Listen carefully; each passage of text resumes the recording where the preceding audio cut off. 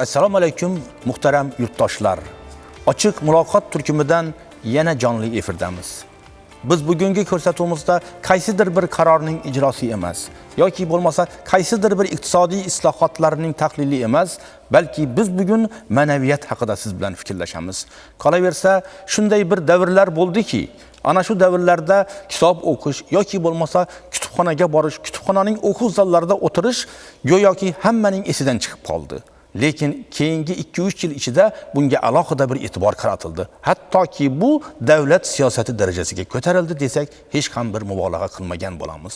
Shunday ekan, bugungi kunda O'zbekistonda kitobxonlikka bo'lgan e'tibor, qolaversa axborot kutubxona markazlari faoliyatini yaxshilash borasidagi harakatlar sezilarli darajada o'zgardi desak, bu ham xato emas albatta.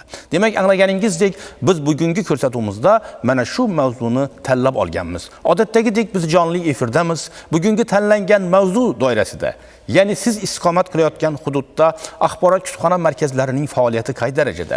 Bugun ularning moddiy texnika bazasi sizni qoniqtiradimi? Yoki bo'lmasa ana shu hududlardagi axborot kutubxona markazlari binosi qay darajada? Biz bugun sizdan ana shunday savollarni kutib qolamiz. Demak, bugungi ko'rsatuvimiz ishtirokchilarini tanishtirib o'taman.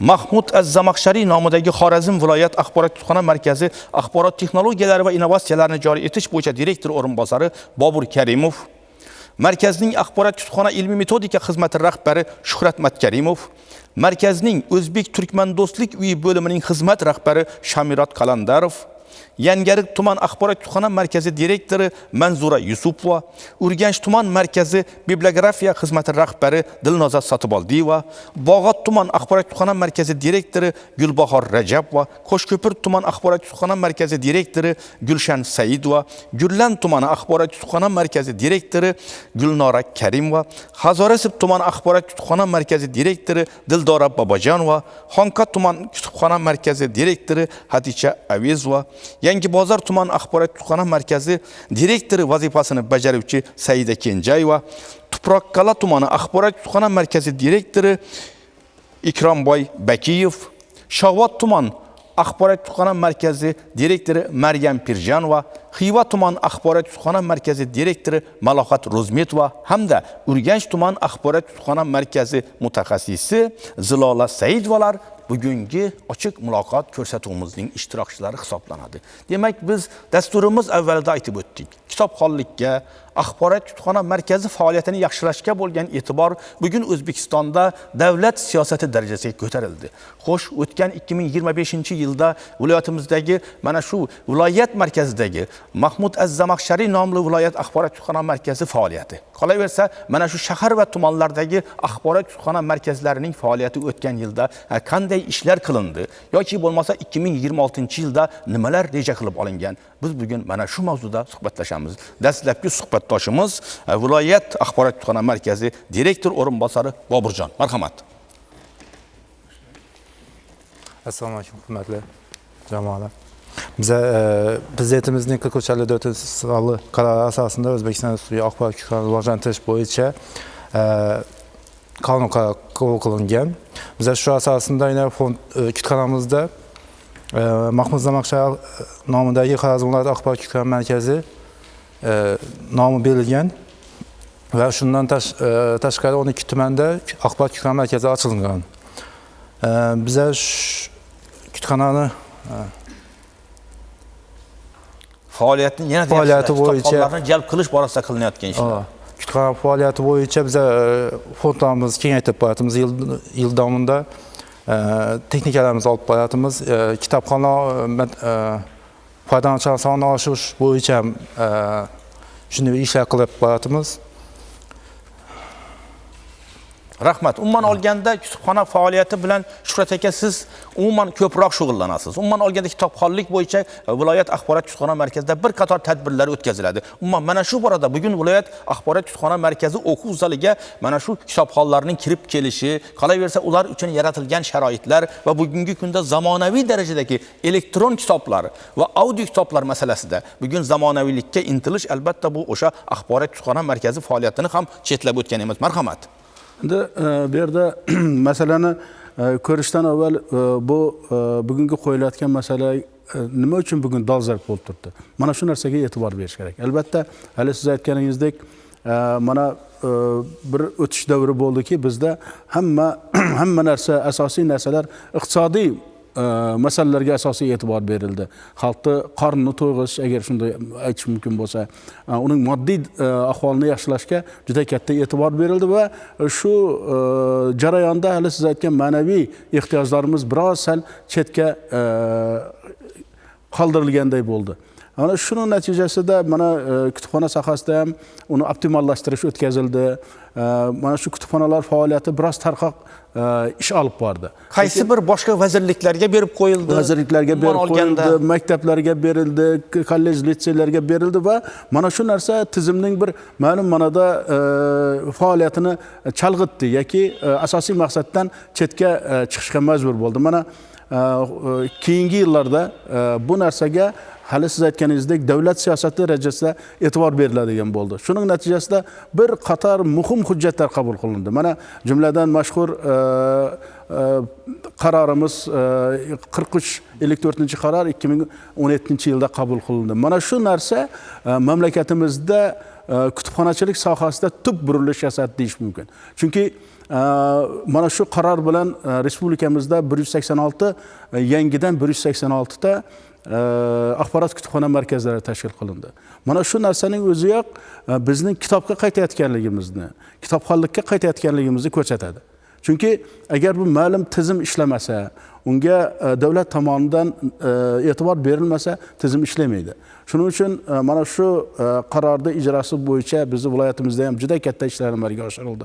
Jumladan har bir shahar va tumanlarda axborot kutubxona markazlari tashkil qildi. Ularning faoliyatini qaytadan tashkil qilindi, qaytadan, yo'qdan. Shuning natijasida bugun tizim ishlayapti deb bemalol ayta olishimiz mumkin. Qolaversa, mana axborot kutubxona markazimiz viloyat markazidagi Mahmud Zamaxshariy nomidagi axborot kutubxona markazimizda mana bugungi kun talablariga javob beradigan darajada sharoitlar qilingan. Mana eng asosiysi kutubxonamiz kapital ta'mirlandi. Kapital ta'mirlandi. Agar mana shu ta'mirlangacha mana bir 3-4 yil bizni kutubxonamizga borgan kishi buni ko'rishi mumkin edi. Bir juda ayanchli ahvolda edi kutubxonamiz. Bugun mana shu ahvol e'tiborga olinib, qayta ta'mirlash ishlari olib borildi va bugun kutubxonaga kirgan kishining ko'ngli yayraydi. Chunki keng va yorug' xonalar, har bir kutubxona foydalanuvchi uchun barcha sharoitlar bor. Tinch o'tirib bir joyda shug'ullanadimi, yoki bo'lmasa jamoaviy ishlaydimi, yoki bo'lmasa bir qandaydir tadbirlar o'tkazadimi, bular uchun alohida sharoit yaratilgan. Har bir foydalanuvchi uchun kompyuterlar, zamonaviy axborot texnologiyalarini ishlatib qo'yibmiz. Mana shu narsaning o'ziyoq bugun kutubxonaga hatto shu darajada axborot texnologiyalari joriy qilingan. O'quvchi, foydalanuvchi kutubxonaga kelib o'tirish shart emas. Uyda o'tirib ham mana shu axborot texnologiyalari orqali istagan adabiyotini nima qilish mumkin, buyurtma berish mumkin. Markazga a'zo bo'lgan holda. Markazga albatta a'zo bo'lgan holda, demak, mana shu istagan kitob ma'lumotini yoki kitoblarini topib berish mumkin. Bu faqat bizni viloyat axborot kutubxona markazi yoki tizimdagi emas, respublika miqyosida istagan ma'lumotini mana dunyoda faoliyat ko'rsatayotgan istagan kutubxonasida bo'lgan ma'lumotlarni olish mumkin. Albatta, ma'lum haq hisobiga deylik, mana bizda butun mana shu katta, mana Boburjon aytishi mumkin, bizda tizim yaratilgan, butun dunyoda ilmiy ishlar bazasi yaratilgan. Bugun dunyoda qaysi sohada qanday ilmiy ishlar qilinayotgan bo'lsa, u maxsus bazalarga joylashtirilgan. Va birgina 2025-yilda bizning viloyatimizdan o'sha bazaga kirib 10 mingga yaqin ma'lumot olingan. Tasavvur qiling. Uyda o'tirib, dunyoni istagan mamlakatiga murojaat qilib 10 mingga yaqin, demak, ma'lumotlar olingan. Demak, bu yerda aynan viloyatimiz hududida yashab ilmiy ish bilan shug'ullanayotgan yosh tadqiqotchilar uchun ham katta imkoniyatlar. Juda katta imkoniyat. Deylik, mana shu uyda o'tirib, hali aytgandek a'zo bo'lib, dunyoni istagan mamlakatida, istagan mavzuda, istagan muallifining ma'lumotlarini olish mumkin. Mana buni samarali ishlayotganligining bir isboti 2025-yilda 10 mingga yaqin ma'lumot taqdim qilingan. Mana bizni viloyat axborot kutubxona markazidan. Mana shuning o'zi ham bugun axborot kutubxona markazlari jonli faoliyat ko'rsatayotganligini ko'rsatadi. Agar avval foydalanuvchi axborot kutubxona markaziga kelishi, xodimga murojaat qilishi, keyin ma'lumotni olishi, uni deylik kitobmi, qandaydir nimani kserokopiya qilishi, olib ketishi kerak bo'lsa, bugun uyida o'tirib tasavvur qiling, dunyoni istagan mamlakatdan ma'lumotlarni olish mumkin. Mana axborot texnologiyalari bizga nima beryapti? Mana bugun bizning axborot kutubxona markazimiz qanday faoliyat ko'rsatyapti? Demak, shu o'rinda yana bir narsaga e'tibor qaratishni istardim. Biz bugun kutubxonaga qaytar ekanmiz. Bugun o'sha axborot kutubxona markazlari faoliyati yaxshilar ekan, bunda yana bir jihatni aytishni juda o'rinli deb bilaman. Tariximiz bor bu yerda. Nimaga deganda, qaysidir bir tadqiqotchi aynan o'sha o'tgan asrning 30-chi, 40-chi, 50-chi yillardagi materiallarni viloyat axborot kutubxona markazi orqali topganligini va ilmiy ishlarini davom qildirganligini alohida bir e'tirof etadi. Mana shu borada umuman. Albatta, mana bizda bugun 700 mingga yaqin fondimiz bor. Aziz Zamakhshariy nomidagi viloyat axborot kutubxona markazining fondi 700 mingga yaqin. 700 mingga yaqin. Demak, xuddi siz aytmoqchi, tarixni o'rganishni istayotgan, tarixga murojaat qilayotgan, eski qo'lyozmalarni o'rganaman degan nimalar uchun, foydalanuvchilar uchun bizni viloyat axborot kutubxona markazida eski adabiyotlar maxsus bo'limi bor. Bunda 2000 ga yaqin kitob bor. Bu nimada deylik Aziz Zamakhshariyning dunyoning turli burchaklaridagi kutubxonalarda saqlanayotgan ma'lumotlar elektron shaklda ham asliga yaqinlashtirilgan shakldagi nusxalari bizda bor. Yoki bo'lmasa Hazrat Navoiyning, Og'yohiyning va shunga o'xshagan ulug' ajdodlarimizning asl qo'lyozmalari ham bizda bor. Kim agar mana shuni o'qiyman, o'rganaman desa, marhamat bizga kelishi mumkin yoki bo'lmasa uni hali aytganimizdek axborot texnologiyalari orqali olib foydalanish mumkin. Mana bu bizni tariximizni ko'proq o'rganishga, tariximiz, haqiqiy tarixni bilishimizga, haqiqiy xalqimizning qadriyatlarimizni o'zlashtirib olishga juda katta yordam bo'ladi.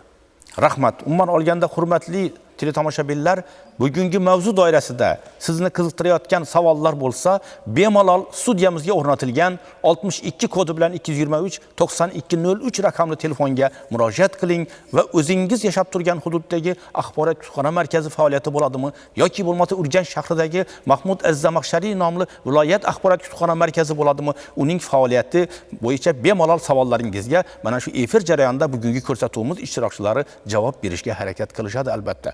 Biz bugun kitobxonlik haqida gapirar ekanmiz. Mana shu viloyat axborot kutubxona markazida nafaqat bu o'sha o'zbek tilidagi, rus tilidagi adabiyotlar, balki bugun mana shu hududimizda istiqomat qilayotgan turli millat vakillarining manfaatini ko'zlagan holda kitoblar fondi tashkil qilingan. Mana bugungi ko'rsatuvimizda aynan mana shu viloyat axborot kutubxona markazining o'sha o'zbek turkman do'stlik uyi bo'linmasi rahbari ham ishtirok qilyaptilar. Umuman olganda, bugun o'sha o'zbek turkman uyi hududidagi filialda qancha adabiyot fondi bor. Qolaversa, turkman tilidagi adabiyotlar orasida olib borilayotgan hamkorlik aloqalari, marhamat.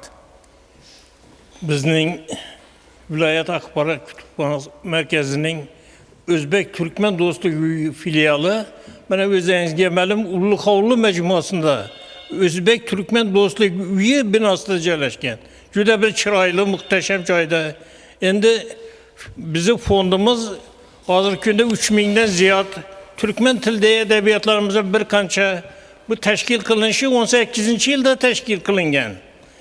Shunda muhtaram prezidentimiz hamda Turkmaniston prezidentlarining kelishlari, shu yerda o'tirib, shu yerda suhbat qurib, shu yerda o'zlarining podpislari bilan kitoblarni qoldirishi, bu yerda buni o'zi ham tarixiy noyob kitoblar hisoblanadi.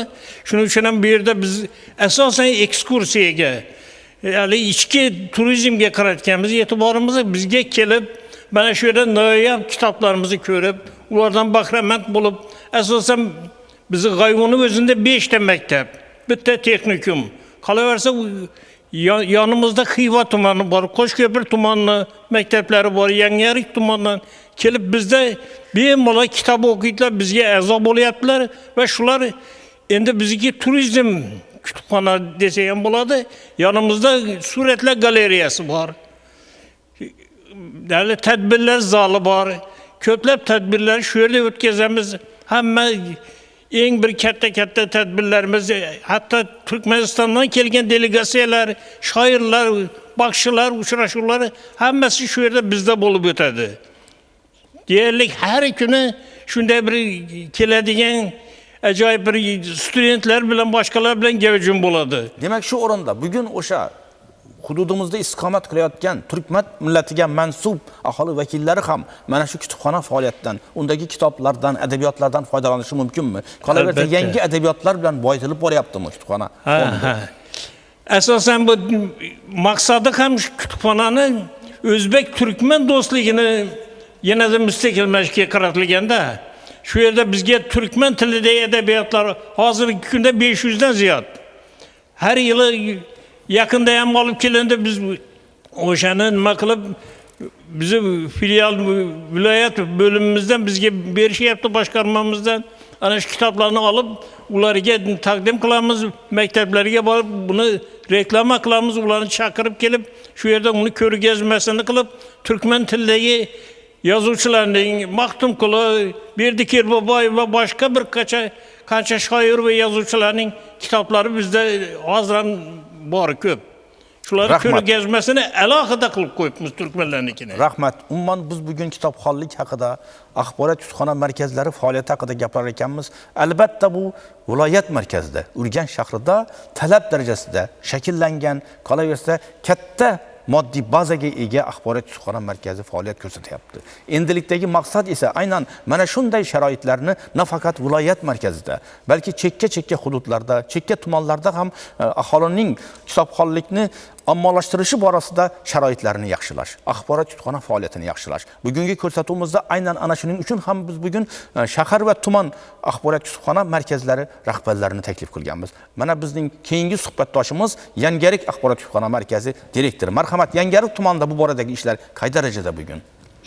Assalomu alaykum, hurmatli hamkasblar, ko'rsatuv ishtirokchilari. Mana bugun bizni Yangiyarik tuman axborot kutubxona markazimizda ham kutubxona prezidentimizning 43-54-sonli qaroriga asosan 19-yilda tashkil topgan. Bizning kitob fondimiz 160 mingga yaqin tumanimizda kitob fondimiz.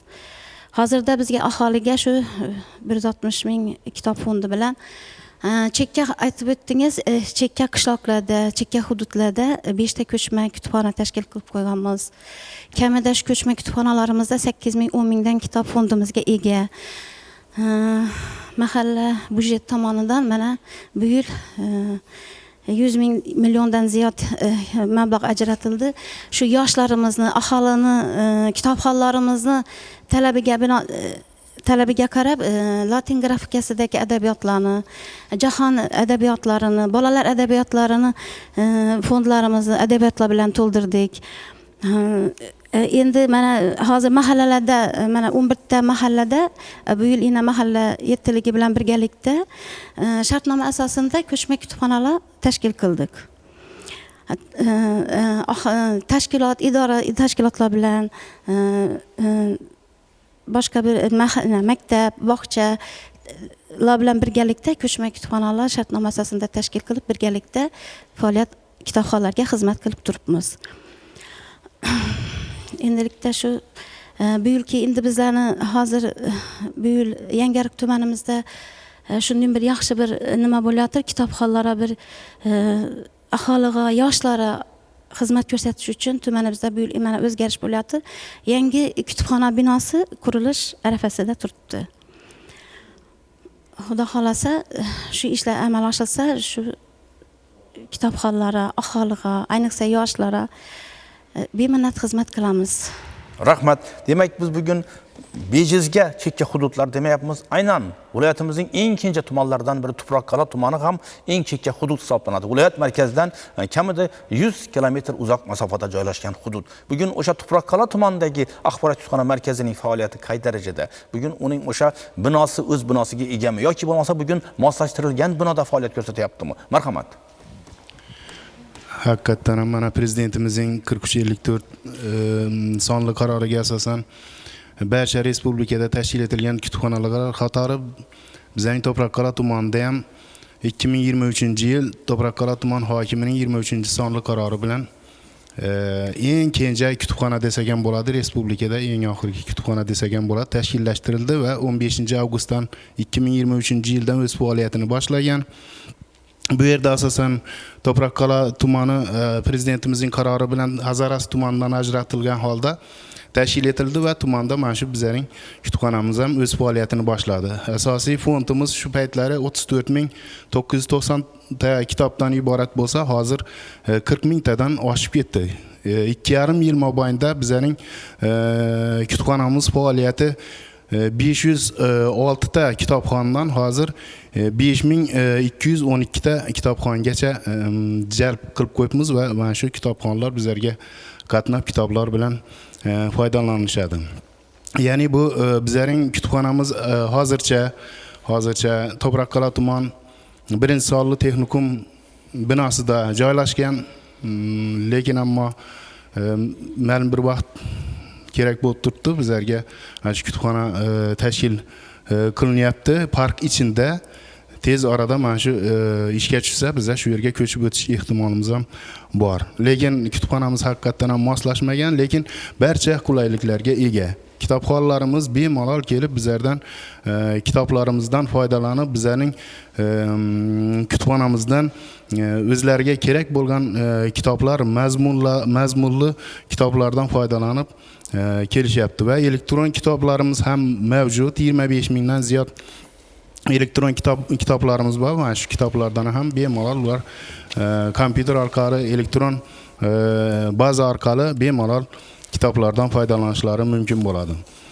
Va bizning mana shu To'proqqal'a tuman axborot kutubxonasi haqiqatan ham viloyatimizning eng chekka hududi hisoblangan bo'lishiga qaramasdan bizning o'zimizning filialimiz ham 160 kilometr uzoqlikda joylashgan Sorimay To'proqqal'a massivida joylashgan bitta filial tashkil qilib qo'yibmiz. U yerda ham bizning 3000 dan ziyod kitobimiz bor va 2000 dan ziyod kitobxonlarimiz shu yerda o'zlarining faoliyatini olib boradilar. Lekin yaqinda mana 15-yanvar kuni 2026-yil prezidentimizning 9-sonli qaroriga asosan butun respublikamizda kitobxonlik madaniyatini rivojlantirish va kitobga bo'lgan qiziqishini yanada oshirishga bo'lgan bir qaror qabul qilindi. Bu qarorga asosan dastur ishlab chiqilgan. Kitob ma'rifat deb nomlangan mana shu dasturda bizlar hozir kutubxonalar faoliyatida o'zlarimizning To'proqqal'a tuman kutubxonasi faoliyatida juda ham ko'p rejalar, tadbirlar uyushtiryapmiz. Mana shu prezidentimizning qarorlari asosan 300 ta namunali mahallalarda kutubxonalar tashkil qilish va hamma idora tashkilotlarda kutubxona burchagini yo bo'lmasa kitob burchagini tashkil etish bo'yicha bizlarga yana bir shunday bir katta bir topshiriq desak ham bizlarga bir yo'nalish berildi. Mana shu yo'nalishlar bo'yicha hozir To'proqqal'a tumani axborot kutubxona markazimizning xodimlari bu ustida ishlashyapti. Rahmat. Umuman olganda biz jonli efirda ekanligimizdan foydalanib bizga bir qancha qo'ng'iroqlar bo'layapti. Mana shu kitobxonlar qolaversa ko'rsatuvimizni tomosha qilayotgan yurtdoshlarimiz turli mavzudagi savollar bilan murojaat qilyaptilar. Biz mana shu dasturimiz davomida bu savollarni o'qib eshittiramiz. Tegishliligi bo'yicha bugungi ko'rsatuvimiz ishtirokchilari bu savollarga javob berishadi. Shabnam Jumaboyeva Hazorasibdan hozirgi yoshlarni kitobxonlikka qiziqtirish uchun nima qilish kerak Ikkinchi savol ham Hazorasibdan Gulasal Matnazarova. Shukrona mahallasida yashaymiz. Bizning mahallada kutubxona yo'q. Kutubxona tuman markazida joylashgan. Bizga uzoqlik qiladi. Har bir mahallaning o'zida kutubxona tashkil qilsa bo'ladimi? Marhamat, Hazorasib. Assalomu alaykum. Hozir birinchi bo'lib ikkinchi savolingizga javob bersam, 2026-yil 15-yanvar kuni hurmatli prezidentimiz tomonidan O'zbekistonda kitobxonlik madaniyatini rivojlantirish, aholi o'rtasida kitobga bo'lgan qiziqishni oshirish chora-tadbirlari dasturi qabul qilindi. Shu qarorda 11-bandida ko'rsatilgan O'zbekiston Yoshlar agentligi, Milliy kutubxona, Ma'naviyat va ma'rifat bo'limlari tomonidan shu respublikamiz bo'yicha 330 ta mahalla kutubxonasi tashkil qilish va shu yil oxiriga qarab uni namuna sifatida olib turish, shu natijasini prezidentimizning oldiga taklif sifatida kiritish topshirildi. Ana shundan bu yil Hazorasibda qancha mahallada tashkil qilish rejalashtirilgan? Shu qarorning 11-bandiga asoslanib bizlarning Hazorasib tumanimizda 10 ta mahallada mahalla kutubxonasi ochish rejalashtirildi. Bularni sanab o'tadigan bo'lsam, endi shuni savol qilib berishgan. Shukrona mahallasida, Taraqqiyot mahallasida, Bo'stonda, Muhamonda, Munis Xorazmiyda, Shavot mahallasida, Oqmaydon mahallasida,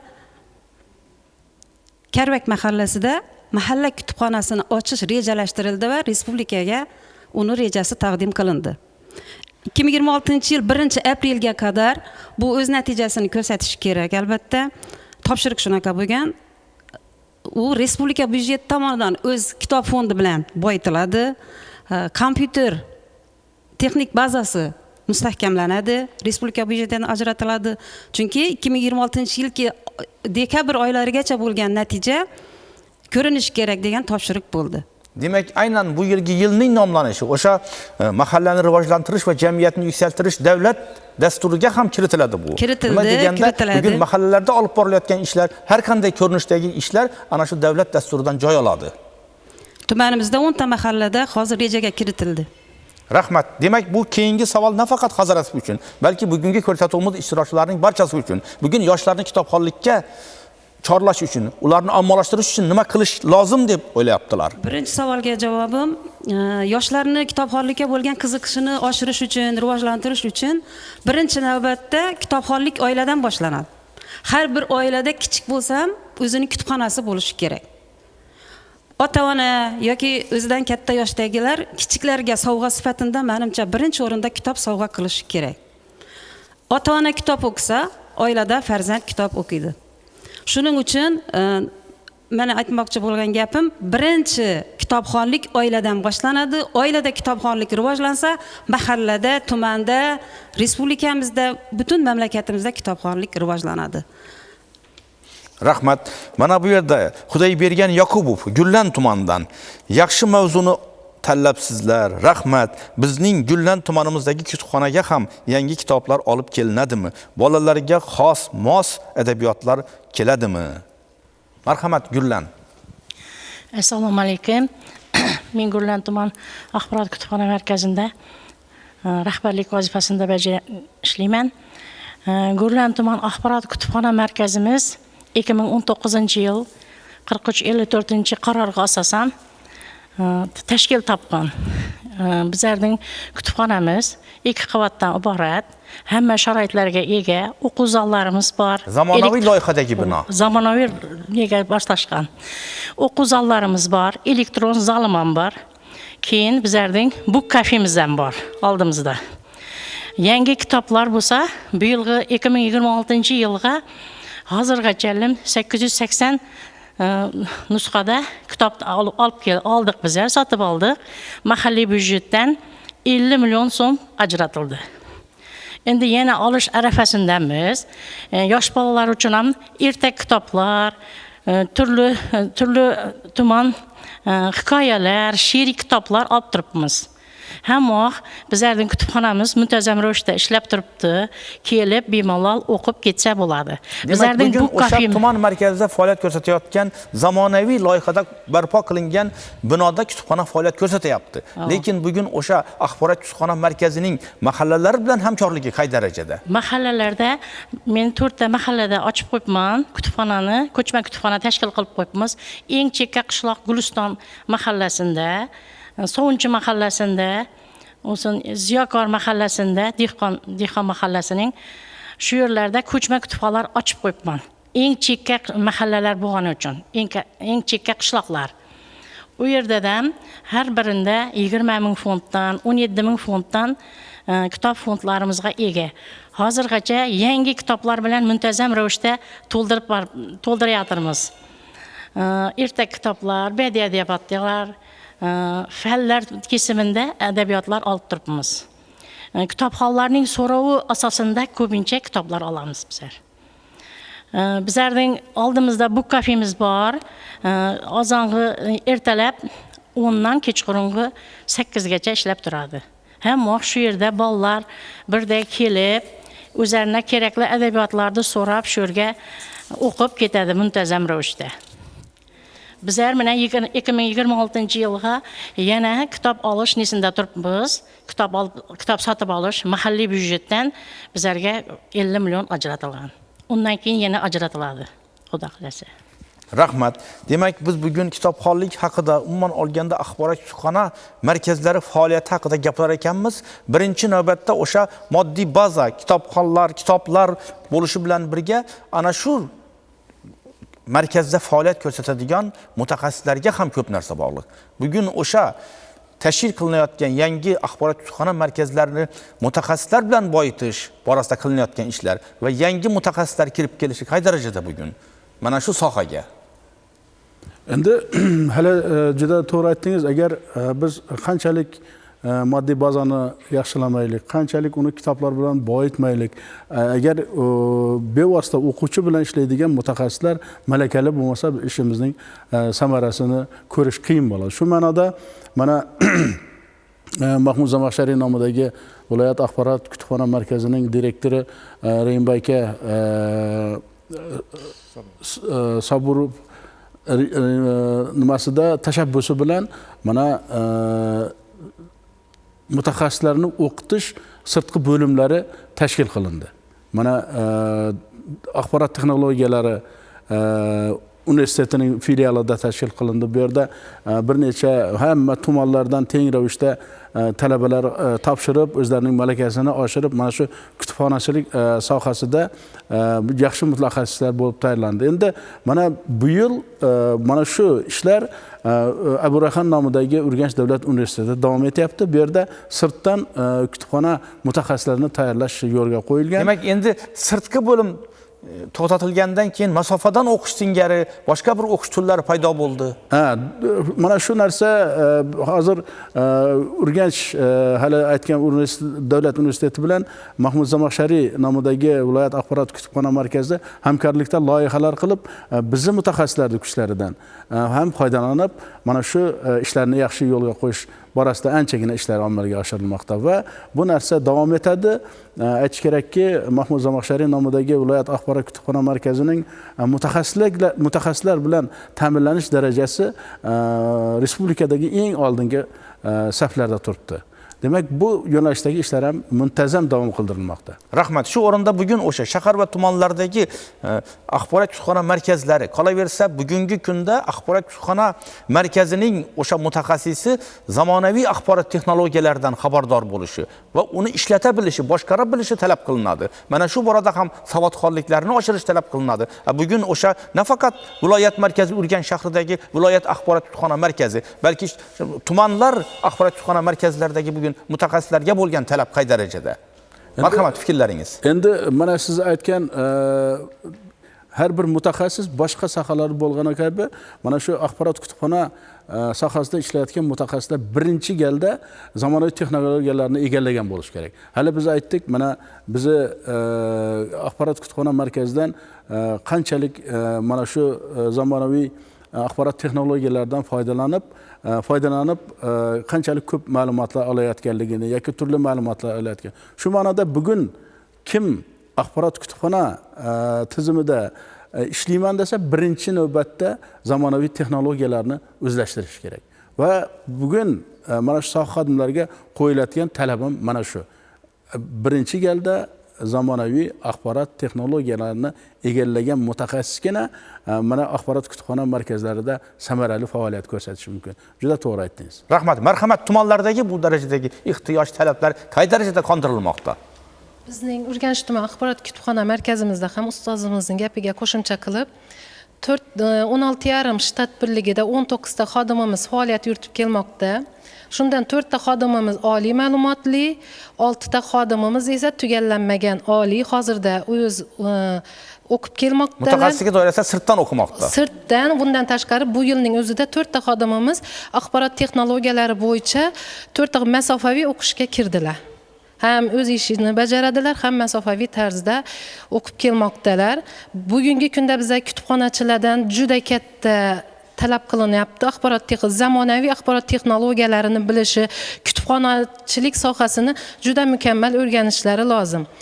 Bizda Urganch tuman axborot kutubxona markazimizda kitobxonlikni rivojlantirish va aholi o'rtasida kitob o'qishga bo'lgan qiziqishni oshirish maqsadida ko'pgina korxona va tashkilotlar bilan hamkorlikda ish olib bormoqdamiz.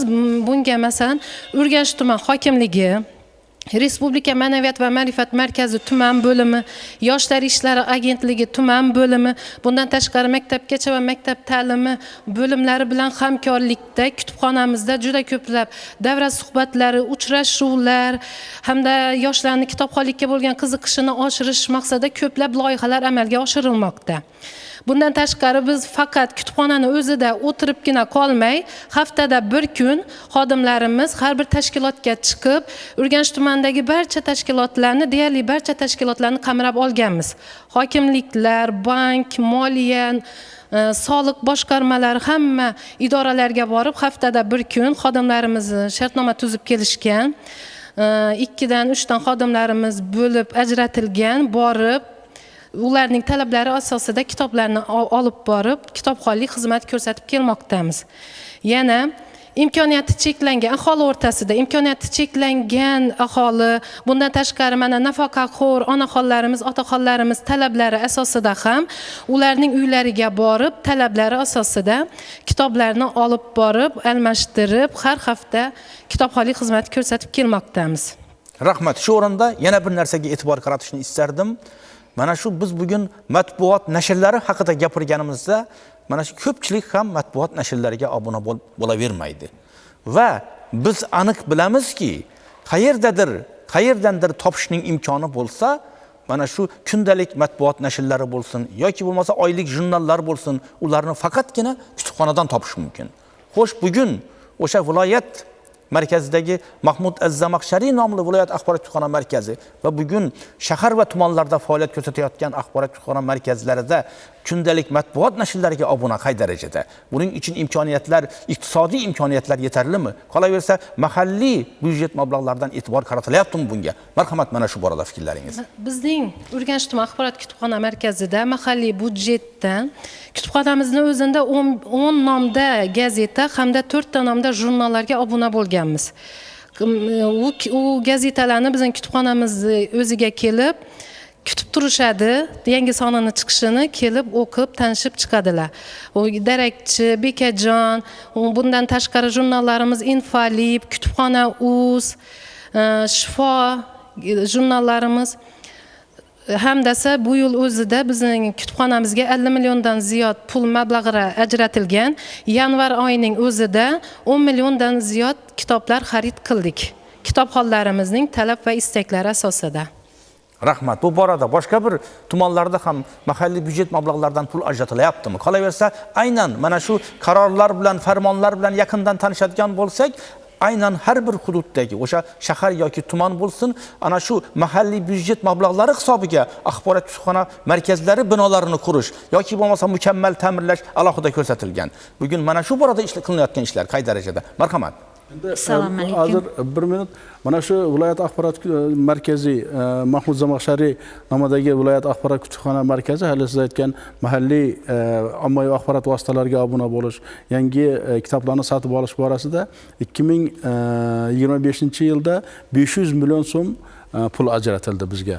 Mana viloyat hokimligi tomonidan bu yil ana shu 800 million so'm qilib ajratiladi. Demak, biz o'quvchilar talab qilayotgan, foydalanuvchilar talab qilayotgan istagan ommaviy axborot vositasi nashrlariga, matbuot nashrlariga obuna bo'lish, yana eng muhimi uni elektron variantga aylantirib, uni masofadan foydalanish imkoniyatini ham yaratib berilmoqda. Rahmat, marhamat. Assalomu alaykum. Bizning Xanqa tuman axborot kutubxona markazimizda ham 10 mingdan ziyod mahalliy byudjet tomonidan obunalar uchun, gazeta, jurnallar uchun mahalliy byudjetdan pul ajratildi. Undan tashqari ma'naviyat markazi, shu o'zimizni axborot kutubxona markazimizda 6 millionlik o'zimiz shaxsiy kutubxonaga shaxsiy obuna ham bo'ldik, gazeta, jurnallarimizga. Bizni Xanqa tuman axborot kutubxona markazimizda faxrlanib aytsam arzugelik respublikada, nafaqat tuman viloyatda, hattoki respublikada ham tumanlar ichida 280 ming kitob fondiga ega, eng katta kitob fondiga ega bizning Xanqa tuman axborot kutubxona markazimiz. Shu kitoblarimiz ko'pligidan 9 mahallada men kutubxona, ko'chma kutubxona qilib qo'yibman. 9 mahallamizdagi kutubxonamizdan o'zimni xodimlarimni har haftada 2 kundan yuboramiz. Undan tashqarisida biza hamma kasbdoshlarim aytib o'tgandek, yilning boshida biza hamma idora tashkilotlari bilan shartnoma tuzamiz, ham kelishildi qilamiz. Tadbirlarini kechagina o'zimizda shu prezidentimizni ayollarni e'zozlash oyi aytganlari uchun Ota-onalar bilan zakovat ko'rikdan lov o'tirdik. Shunday bir respublika, viloyat bo'yicha bizda o'tdi. Shu Xanqa tumanimizda, o'zimning kutubxonamda shunday chiroyli bo'lib o'tdi. Hozir bu kitobxonlikni keng targ'ib qilishda bizni Xanqa tumanimizdan ko'p ishlar olib borilishi, shundan ham aytsa, anglasa bo'ladi deb o'ylayman. Ham yana bizni fondni yangilash maqsadida shu kiraverishimizda bir burchak qilib qo'yibmiz, bilim daraxti. Shunda kimga qaysi kitob kerak bo'lsa, o'zimizda yo'q bo'lsa ham shunga yozib ketadilar. Biz kitobxonlarni qiziqishini o'rganish kartotekamiz, yana kasbdoshlarimiz biladi, o'zimizda shunday kartoteka bor. Kitobxonlarni qiziqishini o'rganish kartotekamizga yozib ketadilar. Shu orqali biza kitoblarni ajratilgan mablag'dan qaysi naya qiladigan bo'lsak yozib beramiz. Shunday qilib kitobxonlarni chekka qishloqlar ham madaniyat o'chog'i, ma'naviyat o'chog'ini yetkazib turibmiz. Rahmat. Umuman bu borada Yangi Bozor tumanida, qolaversa Shovot tumanlarida bugun qaratilayotgan e'tibor qay darajada? Marhamat, Yangi Bozor. Assalomu alaykum. Men Yangi Bozor tuman axborot kutubxona markazi direktor vazifasini bajaruvchi Kenjayeva Saydaman. Bizani Yangi Bozor tuman axborot kutubxona markazimiz Prezident qarori 43/54 qaror asosida 2019-yil tashkil topgan. Tumanimizda san'at kolleji, eski san'at kolleji binosida tashkil topgan oldin tuman hokimligimizning o'rganish ishlari davrida biz eski hokimiyat binosiga ko'chirildik. Tuman markazidagi bizaga shu chiroyli zamonaviy qilib ta'mirlab kitobxonlar uchun yangi nashrdagi badiiy adabiyotlar bilan, latin grafikasidagi adabiyotlar bilan ta'minlandik. Foydalanuvchilarimiz uchun kompyuterlar, ishchi xodimlarimiz uchun kompyuterlar bilan ta'minlandik.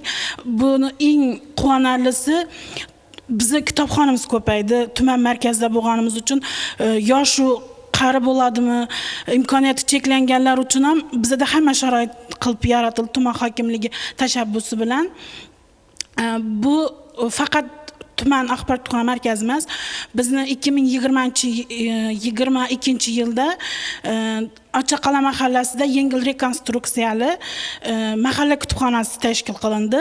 Bunda 5000 dan ziyod yangi nashrdagi adabiyot xarid qilinib, tuman hokimligi mablag'lari hisobidan shu yerda biz chiroyli kutubxona tashkil qildik. O'quvchi yoshlar uchun shu mahalla yoshlari bo'ladimi? Shunday sharoit qildik mahalla yoshlari, shu mahalla aholisi uchun. Bugungi kundan bunday ishlar amalga oshirilib kelmoqda. Bu yil 2026-yil hisobiga bizda matbuot nashrlari uchun 15 milliondan ziyod pul ajratilib, 11 nomda gazeta, 4 nomda jurnallarga obuna tashkil qilganmiz. Nafaqat ko'ngilochar gazetalar, balki siyosiy gazetalarga ham a'zolikni yo'lga qo'yganmiz. Rahmat. Bu borada Shovot tumanida qilinayotgan ishlar. Assalomu alaykum. Shovot tuman axborot kutubxona markazi haqida gapiradigan bo'lsam, Shovot tuman axborot kutubxona markazi ham 4354 qarorga muvofiq tashkil qilingan. Shovot axborot kutubxona markazining kitob fondi 234 mingdan ziyod. Shovot tuman axborot kutubxona markazi 2 qavatli binoga ega. Hamma sharoitlar mavjud. Yana 100 odamga mo'ljallangan o'quv zalimiz ham bor va elektron zallar ham mavjud. Yana shuni ham aytib o'tishim mumkinki, mana shu kitobxonlarimizni talab istaklariga binoan chekka qishloqlarda ko'chma kutubxona tashkil qilingan. Ayniqsa Turkman chegarasida tashkil qilingan kutubxonamizda hamma sharoitlar mavjud. Ya'ni u yerda internet tarmog'iga ham ulangan, issiqxonalari mavjud, yana bu kafelar ham mavjud bor bu yerda. Yana shuni aytib o'tishim mumkinki, mana shu kitobxonlikni rivojlantirish maqsadida har oyda 17 sanasida onaxon kitobxon kuni tadbir o'tkaziladi. Chunki bu tadbirda mana shu oilada ota-ona o'qisa, yana yoshlar o'qishi mumkin. Shuning uchun ham har oyda 17 sanasida kitobxona tadbir o'tkaziladi. Bu tadbirda baribir shu munosabat bilan kitobxonamiz yana ham ko'payib bormoqda. Yana ijtimoiy tarmoqlarimiz ham ishlab turibdi. Ijtimoiy tarmoqlarimizda biz yangi kelgan adabiyotlar bo'yicha reklamalar e'lon qilamiz. Ular o'sha reklamalar asosida onlayn kitobxonlarimiz ham ko'payib bormoqda. Yana bizni bu yil-yildan yangi adabiyotlar bilan kutubxonamiz boyib bormoqda. Bu yil bizlara kitob uchun 60 million pul ajratilgan. Hozirda biz 20 million gurji kitobni olganmiz. Yana biza uchun matbuotlar bo'yicha ham gazeta jurnallarimiz ko'p. 10 nomda gazetamiz, keyin 6 nomda jurnalimiz bor. Rahmat. Umuman olganda bu borada o'sha Xiva tumanida qilinayotgan ishlar qolaversa, bugun aholining kitobxonlikka bo'lgan qiziqishi qay darajada va ularning kitobxonlikka bo'lgan qiziqishini orttirish borasida qilinayotgan ishlar? Assalomu alaykum. Bizning Xiva tuman axborot kutubxona markazimiz Shamaxo'lim mahallasi Tinchlik ko'cha 112-xonada joylashgan. Bizning axborot kutubxona markazimiz ham shu kitobxonlikka bo'lgan qiziqish aholi o'rtasida shuni katta o'zini ishlari bilan, yo'nalishlari bilan, loyihalar bilan chiqib bormoqdamiz. Mana biza mehr loyihasi bu imkoniyati cheklangan kitobxonlar uchun, bular uchun pandus, o'shalarni uchun bizni ishchilarimiz, kutubxonachilarimiz uylarına borib, o'zlariga mos kitoblarni olib borib, shu loyihalarni amalga oshirilib borilmoqda bizning tumanimizda. Bizning tumanimizda mahalliy byudjetdan bu yil 53 million ajratilgan. Hozirgacha 16 millionlik gazeta jurnallara obuna bo'lganmiz. Bu Xorazm haqiqati, Jadid gazetasini hamda sayna bizani yuqori turuvchi tashkilotimiz Milliy kutubxonani Kutubxona.uz gazetasini hamda biz ham mana mutaxassislarimizni 6 ta mutaxassisimiz ham o'qishga kirgan. Kutubxona bibliografiya yo'nalishi bo'yicha sirtdan o'qimoqdalar. Bizlarda shu zamonaviy kutubxonani tashkil etish uchun bu yil hokimligimiz tomonidan open byudjetga 1 milliard 648 millionlik open byudjetga loyiha qo'yildi. Xudo xolasa endi shuni parkni ichida qilib beramiz deb turibdi hokimimiz. Hokimimiz Sardar Palvonov juda ham katta e'tibor beradi kutubxonaga. Bu bizani mahallaga kelsak, mahallalarda Istiqlol mahallasida mana hokimimiz, viloyat hokimimiz Jo'rabek Rahimov tashabbusi bilan bizada yangi 80 metr kvadrat joy shu ko'chma kutubxona tashkil qilindi. Hamda bizlarga shu o'zi borib, bosh bo'lib, homiylarni ham o'zi qilib berdi. Bundan biza juda ham minnatdormiz. Hozir sho'rni aholisi shu kutubxonadan foydalanib, kitobxonlari juda ham ko'paymoqda. Bizning ish loyihalarimiz ham amalga oshadi degan umiddamiz. Zamonaviy kutubxonalar tashkil etamiz hamda biza axborot kutubxona markazimizning saytlari bor o'zlarini. Facebook'dan yine hamma tumanlar tashkil qilib qo'ydi buni. O'zlarimizning kanallarimiz bor. Xiva tuman nurli kitoblar degan. Bu nurli kitoblarda kimga elektron kitoblar kerak bo'lsa murojaat qiladilar. Shunda o'tirgan saytda o'tirgan xodimlarimiz bulara shu qanday kitob kerak bo'lsa savol-javoblar bilan shu kitoblardan tashab beradilar. Buni 85%ni tashab bersa, qolganini kelib kutubxonadan olish ham nimasi bor? İmkanı bor. Shu bizlar ham shunday biza Xiva tumanida yana qurib beraman, 2 etajli kutubxona deb kecham hokimimiz va'da berdi. Demak, mahalliy byudjet mablag'lari hisobiga tuman hokimligi tomonidan yangi zamonaviy loyihadagi bino barpo etiladi. Axborot kutubxona markazi uchun. Rahmat. Rahmat. Bu yerda yana ko'plab savollarni qabul qilib oldik. Endi mana shu savollarga murojaat qilamiz. Surayya G'oyibova Hazorasibdan yoshlarni bekorchi ijtimoiy tarmoqlardan ajratib olish va ularni kitobxonlikka jalb qilish uchun qanday ishlarni amalga oshirish muhim deb o'ylashadi bugungi ko'rsatuv ishtirokchilari. Marhamat, fikrlaringiz. Hozirgi yoshlarni kitobxonlikka yo'naltirish uchun masalan Hazorasib tumanida shunday ishlarni qilyapmiz. Telegram guruhlarimiz bor, ijtimoiy tarmoqlarda kitobxonlar uchun ochilgan kanallarimiz bor, saytlarimiz bor.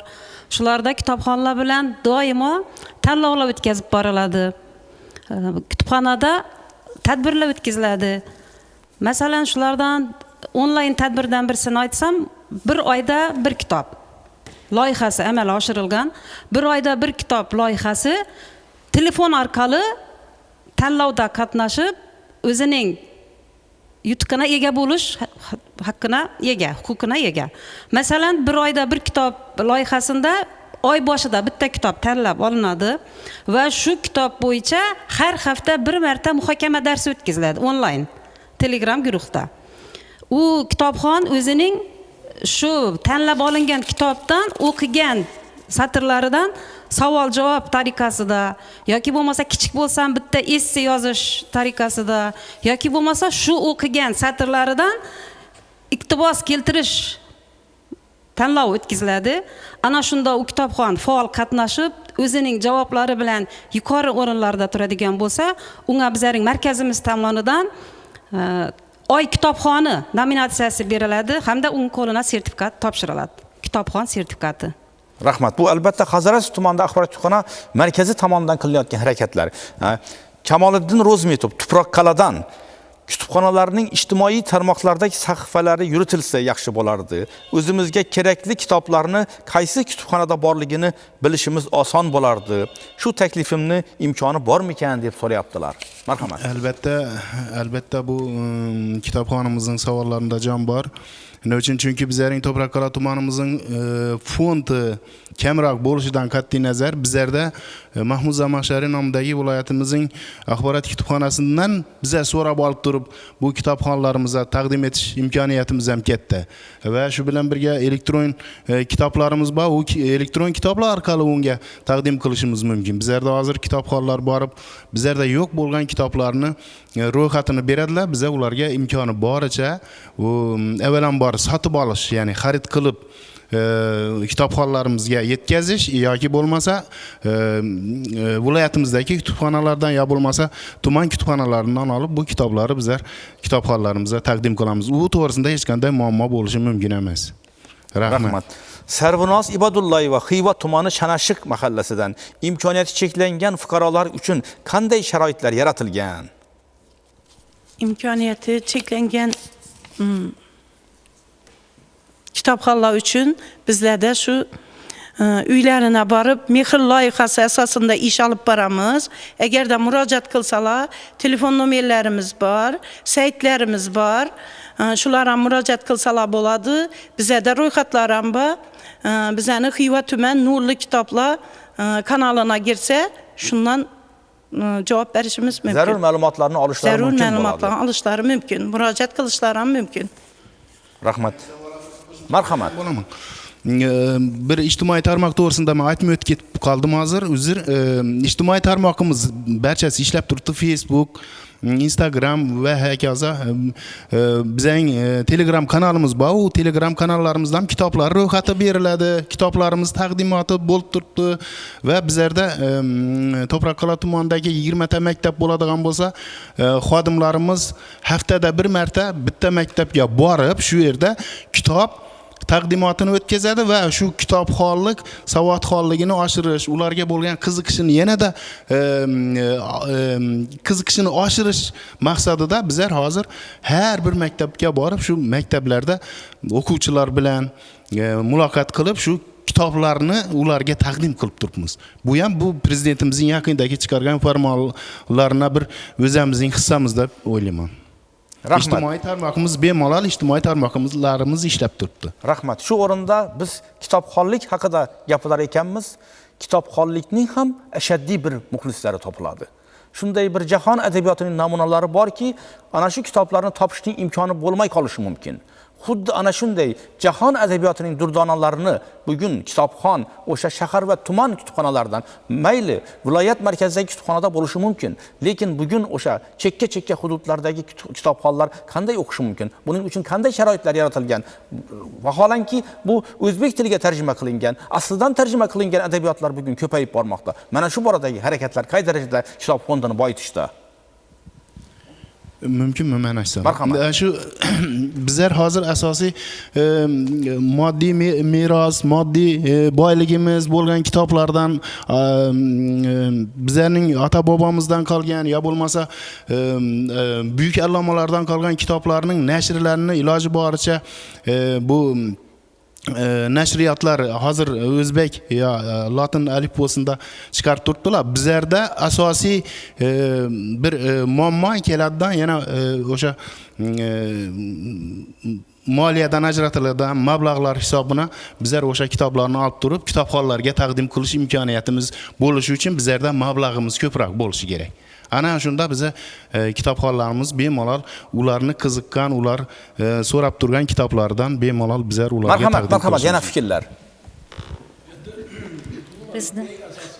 Hali biz yuqorida qayta aytdik. Istagan kitobxon, istagan kutubxona, axborot kutubxonasi xizmatdan foydalanishni istagan odam zamonaviy texnologiyalar dan foydalanib dunyoning nafaqat viloyatning balki O'zbekistonning balki dunyoning istagan mamlakatidagi kutubxonalardan so'rov berib olishi mumkin. Bunga faqat mana demak bu o'rinda Shuhrat aka albatta til bilish talab qilinadi. Nima deganda biz xorijdagi kutubxonadan kitob olishimiz va undan foydalanishimiz uchun ana shu tilni bilishimiz, bu ingliz tili bo'lsin, fransuz tili bo'lsin, nemis tili bo'lsin, ana shuni bilishimiz lozim bo'ladi. Lekin uning o'sha tarjima qilingan nusxalarini bugun tilni bilish bu o'zini ishi har kimni. Lekin kimda ehtiyoj bo'lsa, mana bizi viloyat axborot kutubxona markazida maxsus xizmat bor, maxsus xizmat. O'sha yerga murojaat qilsa, u istagan kitobingizni u ingliz tilida bo'ladimi, rus tilida bo'ladimi yoki boshqa tillarda bo'ladimi olib berish imkoniyatiga ega. Albatta buni ma'lum haq hisobiga. Mana men o'zim ham qator tarixiy kitoblarni Rossiyaning turli kutubxonalaridan shuni zakaz berib, mana yigitlarimizga zakaz berganman. Pulli xizmat yo'lga qo'yilgan. U pulli xizmat, u endi ularga to'lash kerak bo'ladi. Chet elni adabiyotlarni oladigan bo'lsangiz, o'sha chet elga ma'lum miqdorda mablag' katta mablag' emas. Misol uchun $5, $10 bir kitobni olishingiz uchun sizga elektron variantini beradi. Siz marhamat Pochta xarajatlari hisobi deyish mumkin. pochta xarajatlari ularning o'zlarining xarajatlari. Shuning uchun bu yerda hech qanday muammo bo'lishi mumkin emas. Istagan kitobni istagan tarzda olish mumkin. Bu viloyatda mavjud, viloyat markazida. U joylarda o'tirib, mana bizning yigitlarga joylarda o'tirib murojaat qilishi mumkin. Bular olib beradi uni. Muammo emas. Aytsak, shu yerda masalan bizlar kutubxona akti sahhasi bo'lsak, akti zamonaviy kutubxonada kompyuter asosiy o'rin bo'lib turibdi. Elektron kitoblar. Elektron kitoblarni olish uchun kompyuter zarur. Ya'ni texnologiya zarur bu yerda. Texnologiya orqali biz ma'lumotni olishimiz mumkin. Zamonaviy kutubxona tizimida. Tilab kelsak, bu yerda hozir sun'iy intellektlar joriy etilgan. Google Translate'lar joriy qilingan. Shu asosida ma'lumotni, masalan, rus tilida bo'lsa ham o'ziga mos tilga tarjima qilib, ma'lumotni o'qib olishi mumkin, ham yuklab olishi mumkin hozirgi zamon tilida. Uni masalan, men ingliz tilini bilmadim yoki rus tilini bilmadim deb qiynaladigan xodimlar uchun foydalanuvchilar uchun translate'lar paydo bo'lgan. Dasturlar paydo bo'lgan. Elektron variantini nusxasini bemalol tarjima qilib olishi mumkin. To'lovini kelib qolsa, shu muammo bo'lib qolsa, uni ham to'lovini qanchaligini hozir nimalar bor, imkoniyatlar bor. Ularni to'lovini ham qilib ma'lumotlarni yuklab olishi bor, foydalanishi bor, o'qishi bor nimadan, veb-saytlar orqali. U sal muammo bo'lishi mumkin, faqat kompyuterni tushunmaydigan xodim foydalanuvchiga, kompyuterdan foydalanib bilmaydigan foydalanuvchiga sal qiyinroq bo'ladi. Kitobxonga qiyinroq bo'ladi. Lekin sal kompyuterni o'zlashtirib olsa, u qiyin bo'lmaydi. Rahmat, marhamat, fikrlar bor ekan, marhamat olishi mumkin. Bizni yuqori turuvchimiz Milliy kutubxonadan shu beg'araz bizlara 100 nomda turkiy adabiyotlar keldi. Hamma viloyat bo'yicha, o'z respublika bo'yicha tarqatildi. Shu kitobda hamma ulamolarni, buyuk simolarni kitoblari bor. Nafaqat bizni O'zbekistonni, turklarniki, boshqa jahon adabiyotlarini hammasi bor. Yangi aytilgan savolingizga javob etib shuni aytmoqchimanki, qaysi tilda olmoqchi bo'lsalar, bizlarni Xanqa tuman axborot kutubxona markazini murojaat qilsinlar, men hammasini topib berishga va'da beraman. Yana meni shu akti xizmat rahbarim sun'iy intellekt bo'yicha bu yil respublikada 1-o'rinni olib keldi. Rahmat, albatta e'tiroflar muborak bo'lsin. Mana savollar juda ko'p, yana savollarga murojaat qilsak, Matluba Tillayeva Xiva tumani Parshanaxus mahallasidan bizning mahallamizda ham ko'chma kutubxona tashkil qilsa bo'ladimi? Parisha mahallasi. Parchag'as mahallasi. Endi bugun prezidentimiz tomonidan 9-son qarorina asosan shu mahallalarda 330 mahallada kutubxonalar ochish, ko'chma kutubxonalar ochish, tashkil etish to'g'risida qarori tasdiqlandi. Endi shu Parisha mahallasidan kutubxona shu mahalla raisi bilan birgalikda ochamiz. Hozirgacha masalan bizni Xiva tumanimizda 3 ta mahallada ko'chma kutubxona ochib qo'yibmiz. Endi 4-chi qilib o'zi rejamizda bor, 10 taga yetkazishimiz kerak. Endi shuni planlashtirib turibmiz. Xudo xolasa ochamiz. Rahmat. Baxtiyor Rajabov Urganch tumanidan Oq Oltin mahallasida ham kutubxona tashkil qilsa bo'ladimi? Marhamat, Urganch tumani. Albatta, biz hozir Urganch tumanida 8 ta mahallada ko'chma kutubxona tashkil qilganmiz. O'zi Urganch tumanida 60 ta mahalla joylashgan. Biz xudo xolasa direktorimiz bilan chiqib, barcha mahallalarda ko'chma kutubxona tashkillashtirish ishlarini olib boramiz. Rahmat. Rustam Masharipov Yangiariq tumanidan tumanimiz markazidagi kutubxona ta'mirlanayotgani uchun hozir yopiq. U qachon ishga tushadi? Hozir kutubxonachilar vaqtincha ishlayotgan joy sharoit yetarlimi? Hozirda Yangiariq tumanimizda biza o'z balansimizga ega bo'lgan kutubxona eski binoda joylashganimizdan 19-yilda shu kutubxona tashkil qilinganda kelib shu binomiz talaba javob bermay eski bir asr ko'rgan eski bino bo'lganligi sababli 23-yilda hokimimiz qarori bilan yıkılışa berilib yıkıldı. Keyinchalik endi hozir bizlarni shundan keyin mahalla idorasida, hozir mahalla boshqarmasida idorasida faoliyat ko'rsatib turibmiz, amfiteatrda faoliyat ko'rsatib turibmiz. Ham nuroniylar jamg'armasida ham faoliyat 3 ta joyda aholiga xizmat ko'rsatib turibmiz. Endi xudo xolasa bu yil shu binomizni bir shu yıkıl nima gap Endi yangi bino qurish yoki yangi bo'lmasa hozir shuni aytib moslashtirilgan- o'tchakmanda size. Bu yil xudo xolasa hokimimiz tashabbusi bilan yangi bino qurilish arafasida turibmiz.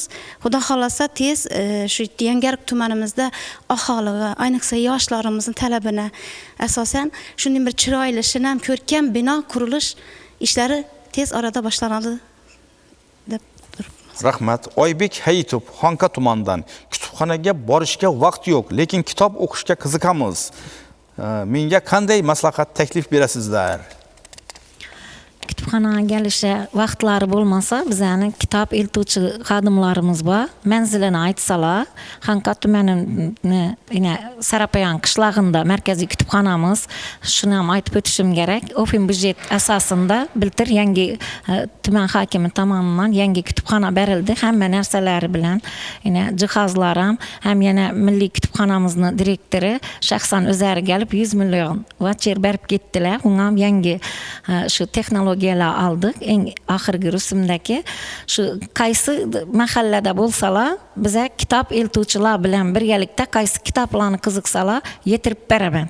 Men shu. Rahmat. Mana bu yerda ko'rsatuvimizda ishtirok qilayotgan Bog'ot, Qo'shko'pir tuman axborot kutubxona markazi rahbarlarining faoliyatlari qay darajada bugun? Ana shu hududlarda ham kitobxonlikka qiziqish yetarlimi?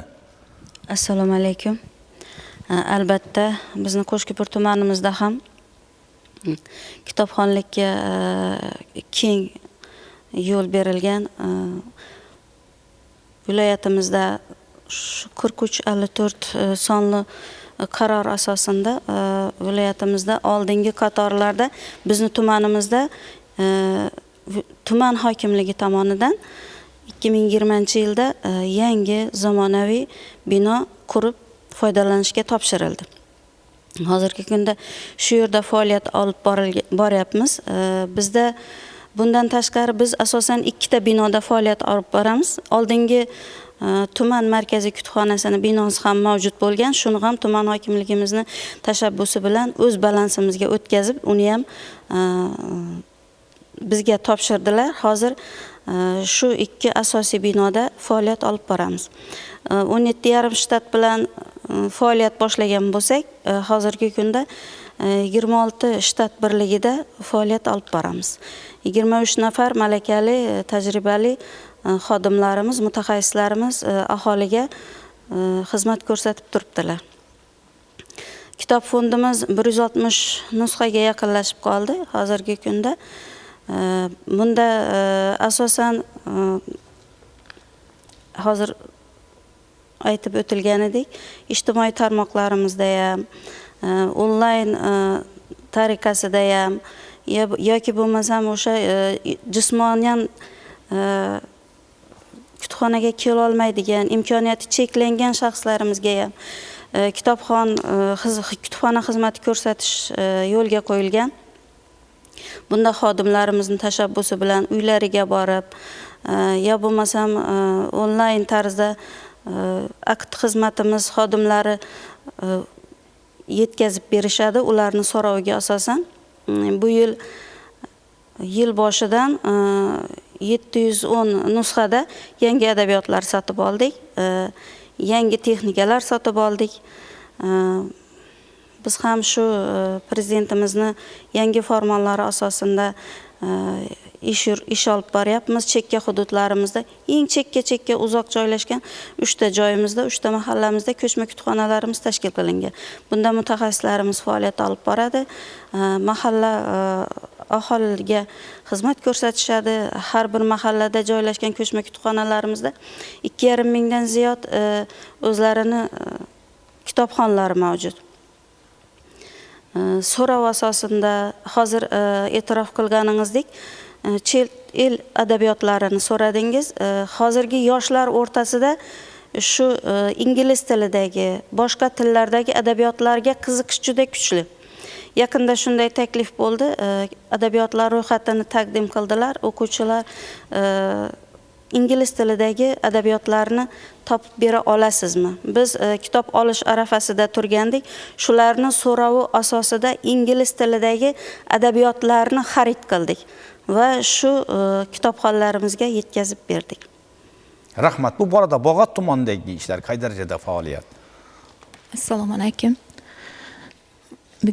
Bugungi kunda ham bizning Bog'ot tumanimizda kitobxonlikka qiziqish, rivojlanish bo'lyapti. Bizning 19-yilda 92 ming fonda ega bo'lgan bo'lsa, hozirgi kunga kelib 97 ming fondimizga egamiz. Bu borada bu yangi adabiyotlar bilan mahalliy byudjet asosida to'ldirilib, boyitilib borilmoqda. Mana chekka qishloqlarda mahalliy kutubxonalar bizda ham yo'lga qo'yilgan. Prezidentimizning 46 sonli qaroriga asosan qishloq joylarini barqaror rivojlantirish loyihasi doirasida tumanimizda yangi qadam va Uzumzor tumanlarida yangi bino qurilib, mahalla binosi qurildi va u yerda axborot kutubxona markazi xodimlari faoliyat ko'rsatib bormoqda. Va bu yil 25-yilda moddiy baza, texnik bazamiz rivojlandi. Kutubxonamizga 18 ta kompyuter alindi. Kompyuter zallari mavjud bo'ldi. 2 ta kompyuter zali va bitta o'quv zallari hozir kutubxonamizda mavjud. Rahmat. Umuman olganda bugun o'sha kutubxonaga, axborot kutubxona markaziga kirib kelayotgan har bir kitobxon uchun xoh u qog'oz ko'rinishida bo'lsin, xoh u elektron ko'rinishda bo'lsin, kitob o'qishi uchun barcha sharoitlar yaratilyapti albatta. Yana savollarga murojaat qilamiz. Yulduz Yakubova Hazorasibdan. Oyda bir marta maktablar kitoblar marafoni bo'ladi. Ota-onalar borib 2 ta kitob sotib olishi kerak. Bittasi maktab uchun, bittasi farzandi uchun. Meni farzandim 4-sinf, lekin u yerda 4-sinf yoshidagi o'quvchilar uchun kitoblar yo'q. Shunday bo'lsa-da sotib olishga majburmiz. Sotib olishga bolamizga chaqirishadi. Shunga izoh berishsa deb. Albatta bugun marafonlar o'tkazilyapti, kitobxonlik marafonlari. Shuni aytish kerakki, hozir 1 minut bu kitobxonlik, kitob marafonlari, kitob savdosi marafonlari o'tkazilayotganini viloyat axborot kutubxona markaziga, aloqasi yo'q, to'g'ri. Tumanlardagi viloyat axborot kutubxona markazlariga mutlaqo aloqasi yo'q. Lekin shunday bo'lsa-da taklif berish bo'yicha so'rayaptilar. Masalan, ana shu bolalarga mos bo'lgan adabiyotlarni olib borishsa, ana shu marafonlarga o'sha kitob sotuvchilar deyaptilar. Endi buni bevosita kitob sotuvchilarga murojaat qilish kerak. Chunki bu yerda viloyat axborot kutubxona markazi tizimidagi nimalar, tashkilotlar ular bilan hamkorlik aloqasi yo'q. Lekin shunday bo'lsa-da takliflar berish mumkin bo'lar. Takliflar berish mumkin. Ana shu kitob savdosi bilan shug'ullanayotgan tashkilotlar shug'ullanadi buni. Tadbirkorlar. Demak, bu yerda o'sha maktab ma'muriyatlari balki albatta maktab ma'muriyati, shuni aytish kerakki, mana viloyat xalq ta'limi boshqarmasi bor bunga. Shularga murojaat qilib, maktab va maktabgacha ta'lim boshqarmalari buni muvofiqlashtirsa bo'ladi. Rahmat. Shunday bo'lsa-da qanaqa, marhamat. Bu savol endi Hazoras tumanidan tushganligi uchun men javob bersam, kitob marafoni o'tkazish dasturda belgilangan, lekin ota-onalarga kitob sotib olish majburiy emas. Kitob marafonida qatnashishi kerak o'quvchi uchun, farzandi uchun, maktabga borib, kutubxonasına borib, kutubxonada bor kitoblar bilan tanishib, farzandining qanday kitoblar o'qishi bilan qiziqib, marafonda qatnashishi belgilangan. Lekin kitob sotib olish majburiy qilib belgilanmagan, u ota-onaning o'zining ixtiyorinda. U bittasi farzandi uchun sotib olinadi, bittasi maktab kutubxonasi uchun degan gap. Bizlarda markaziy kutubxonalarda unday qoida yo'q. Hech qanaqa amalga oshirilmagan. Bizlarda faqat bir narsa yo'lga qo'yilganki, bitta kitob aksiyasi ixtiyoriy ravishda yo'lga qo'yilgan. U faol kitobxonlarimiz, tumanimizdagi yoshidan qat'iy nazar faol kitobxonlar o'rtasida amalga oshiriladi. U kitobxon o'zining uyida o'qib, boshqa o'qisin endi shu kitobni degan uchun aksiyada ishtirok etishi mumkin. Bizlarda majburiy kitob sovg'a qilish yoki bo'lmasa marafonda u majbur u kitob olishadi degan qoida bizlarda yo'q markaziy kutubxonalarda. Rahmat, shu o'rinda yana bir savol tug'iladi. Mavzular albatta mavzularni yetaklaydi. Masalan, bugun viloyatda bolalar kutubxonasi mavjud. Lekin bir vaqtlari har bir hududda mana shu bolalar axborot kutubxona markazlari faoliyat ko'rsatgan. Bugun qaysi bir hududda mana shu tumanlarda ana shu bolalarga mo'ljallangan adabiyotlar bilan boyitilgan bolalar axborot kutubxona markazlari bor. Tumanlardagi markaziy kutubxonalarda yoshidan qat'iy nazar hammaga ommaviy kutubxona. Yoshidan qat'iy nazar kutubxonaga borib, lekin adabiyotlar yetarlimi bugun o'sha bolalarga mo'ljallangan adabiyotlar? Olib o'qishi mumkin. Yosh bolalar uchun sharoit yaratilgan va yosh bolalar uchun maxsus kitoblar, ertak kitoblari ularning talab darajasindagi adabiyotlar bilan ta'minlangan. Rahmat, marhamat. Ham yana bizani Marhamat. tuman axborot kutubxona markazimizda bog'chalar, maktablari o'zlarimizni xodimlarimiz ko'chma kutubxonalar olib boradi. Ham ularni o'zlaridan bolalarga taalluqli ertaklar kitoblarimi, qissalarmi yoki bolalar adabiyotlarini olib boramiz o'zlarimiz. Ular ham kelsa tadbirlarni birgalikda o'tirib o'zlarimizni Xanqa tuman kutubxonamizda ham bolalar blok qilib qo'yibmiz. Bemalol kelaverishlari mumkin. Marhamat. Davom eting. Men shuni qo'shimcha qilmoqchi edim. Oldin markaziy kutubxona davrida bolalar bo'lim bo'lgan. O'sha bo'lim 380 qaror bilan maktab kutubxonalariga o'tgan. Axborot markazi bir vaqtlari o'tkazilgan. Bundan 15-20 yillar oldin o'tkazilgan bu. O'sha kutubxonalar hozir axborot kutubxona markaziga keltirilgan. Shuning uchun men aytmoqchimanki, Shot axborot kutubxona markazi mana bolalar bo'limi bor. O'sha yerda hamma adabiyotlar yetarli. Bizlarda ertak kitoblar ham, hikoyalar ham hammasi yetarli bizning kutubxonamizda. O'sha kutubxona bizga yetkazilgan. Mana bu yerda Jumaniyazova Muborak Xonqadan tumanimizdagi axborot kutubxona markazida qanday imkoniyatlar yaratilgan deb so'rayaptilar. Bizni Xanqa tuman axborot kutubxona markazimizda deyarli hamma imkoniyatlar yaratilgan. Hattoki shu imkoniyati cheklangan ko'z ojizlar uchun Braille yozuvdagi 40 mingdan ziyod kitoblarimiz ham mavjud. Bemalol kelib o'qishlari mumkin. Hamma elektron kitoblarimizni 15%ni berishga huquqlimiz. Chunki 100 yildan ortiq Alisher Navoiy, Bobur masalan shunday ulamolarimizni 100% kitobni bemalol berishimiz mumkin. Lekin boshqa bir mualliflar unga huquq bermaydilar. O'zlaringiz ham bilasizlar. 15%ni elektron bizning saytlarimiz bor. Elektron saytlarimizdan ham bemalol yetirib berib bilamiz. Shu o'rinda savol tug'iladi. Albatta bu o'sha viloyat markazida bo'lishi tabiiy. Xonqada ham bor deyapsiz. Bugun o'sha imkoniyat cheklangan shaxslarning huquq va manfaatlari qonun himoyasida. Bugun hamma tuman axborot kutubxona markazlarida ham o'sha ko'zi ojizlar uchun maxsus yaratilgan kitoblar fondi bormi?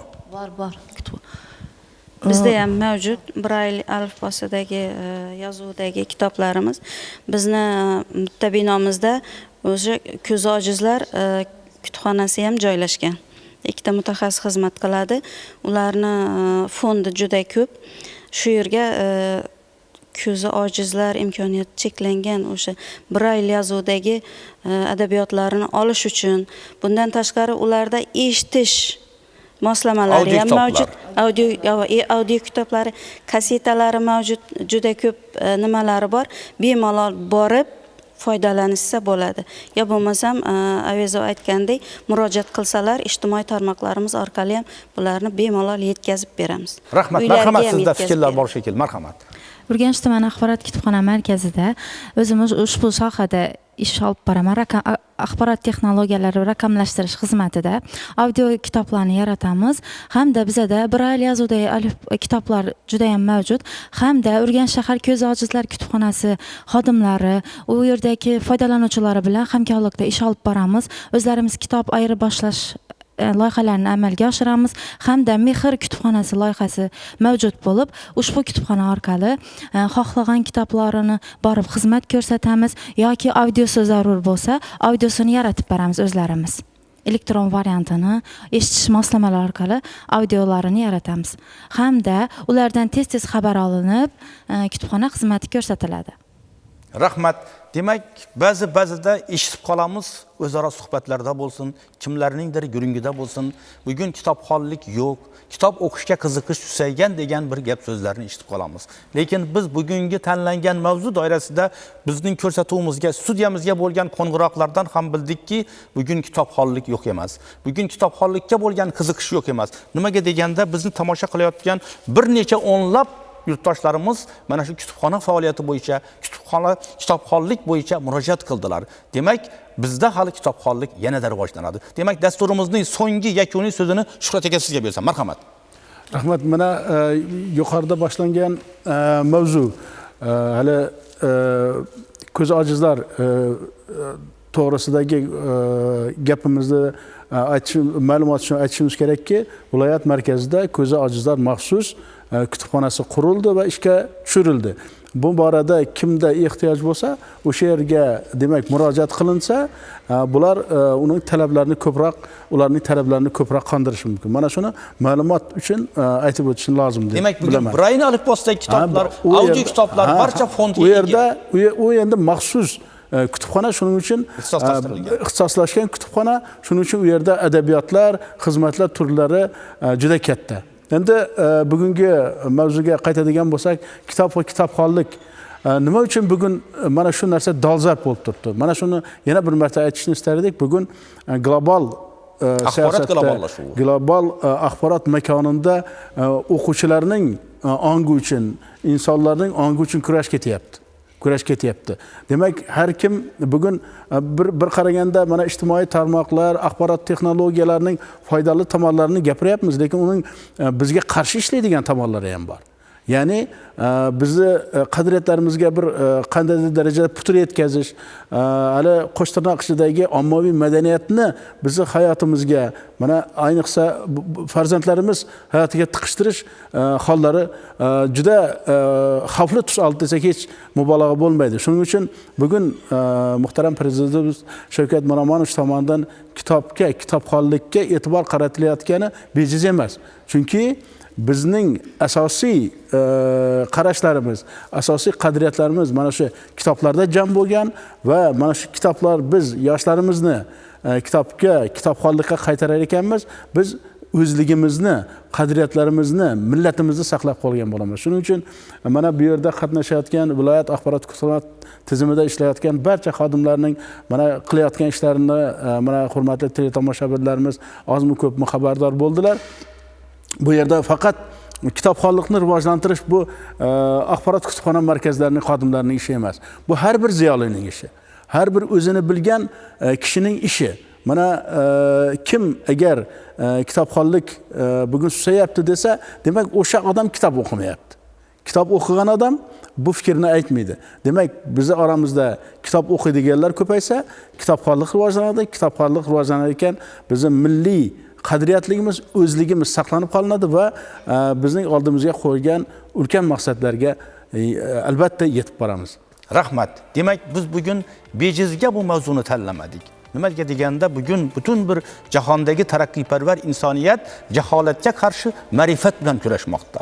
Qayerdagi kitobxonlik yuksak bo'lsa, qayerdagi kitob o'quvchilar ko'p bo'lsa, ana shu millat kelajagi porloq millat hisoblanadi. Ana shu millatning avlodlari ziyoli bo'lib, ma'naviyati yuksak insonlar bo'lib shakllanadi. Bugun ayniqsa siz aytib o'tganingizdek, o'sha axborot globallashuvi jarayonida turli axborot xurujlari bo'layotgan bir davrda faqatgina mustahkam bilim bilangina ana shu axborotlarga qarshi tura olish, o'zida ana shu axborotlarga qarshi immunitetni shakllantira olishi mumkin. Demak, bugungi ishtirok uchun, bildirilgan fikr mulohazalar uchun, qolaversa bugun O'zbekistonda axborot kutubxona markaziga qaratilayotgan e'tibordan yurtdoshlarimizni xabardor qilganingiz uchun bugungi ko'rsatuvimiz ishtirokchilariga samimiy bir minnatdorchilik bildirgan holda dasturimizni yakunlaymiz. Xayr, salomat bo'ling.